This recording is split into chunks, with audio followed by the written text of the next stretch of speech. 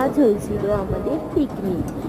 Picnic বলতে এই মানে সবাই মিলে 100 টাকার চিকেন আনা হয়েছিল, আর 500-র ওপরে একটু আলু আনা হয়েছিল ওখানে, তার চিকেন আর হচ্ছে আলু পকোড়া দিয়ে পিকনিক হয়েছিল 3 জনে মিলে।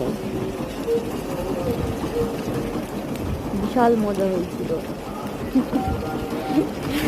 আর পেঁয়াজটা ভালো করে ভেজে নিয়ে গোটা গরম মশলা দিয়ে দিচ্ছিলাম, তেজপাতা দিয়েছিলাম, শুকনো লঙ্কা দিয়েছিলাম, এবারে মশলা বাটা দিয়ে দিলাম, আদা রসুন বাটাটা দিয়ে ভালো করে নাড়াচাড়া করছি।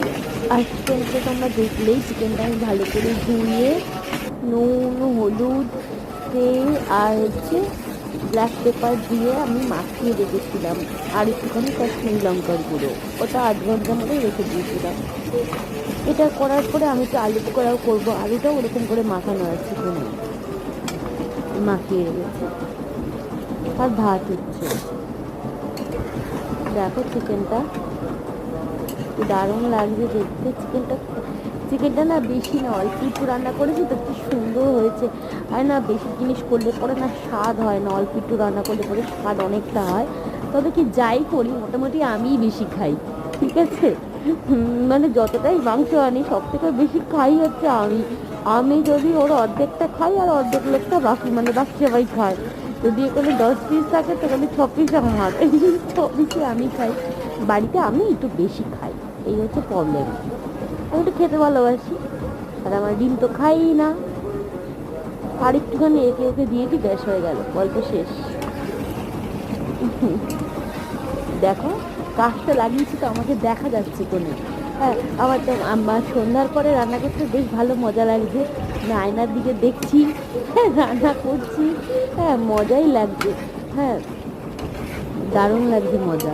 আগে এখানটা জানলা ছিল না, একটু নতুন লাগানো হয়েছে, 2 দিন হয়েছে জানলাটা লাগানো হচ্ছে। তা না হলে না প্রচণ্ড রান্না করতে অসুবিধা হয়, ওই জন্য।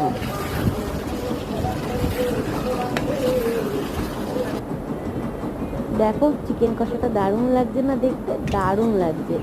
এই যে আলুটা ভালো করে আমি মাখিয়ে রেখেছি, আলুটা ভাজবো, কোন আলুটার মধ্যে দিয়েছি তোমার হচ্ছে চালের গুঁড়ো, গোলমরিচের গুঁড়ো, একটু বেকিং সোডা, হ্যাঁ, আর হচ্ছে কর্নফ্লাওয়ার, তারপরে হচ্ছে চিলি আছে, হ্যাঁ যেটা চিলি ফ্লেক্স যেটা, সেটা দিয়েছিলাম কোনো, দিয়ে একটু নুন আর হলুদ, সব কিছুই দিয়েছি, অনেক কিছু দিয়েছি এটার মধ্যে। দারুণ লেগেছে আলুটা খেতে।